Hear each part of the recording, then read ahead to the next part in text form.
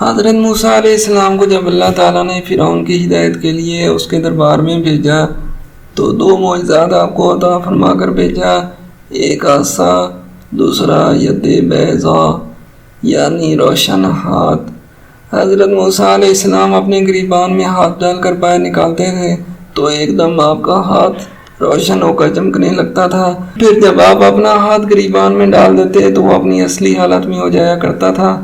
اس معجزہ کو قرآن مجید نے مختلف صورتوں میں بار بار ذکر فرمایا ہے، چنانچہ ارشاد فرمایا، اور اے موسیٰ اپنا ہاتھ اپنے بازو سے ملاؤ تو خوب سفید نکلے گا بغیر کسی مرض کے۔ یہ ایک دوسرا معجزہ ہے تاکہ ہم تمہیں اپنی بڑی بڑی نشانیاں دکھائیں۔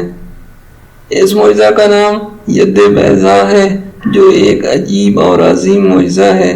حضرت ابن عباس رضی اللہ تعالیٰ عنہ نے فرمایا کہ حضرت موسیٰ علیہ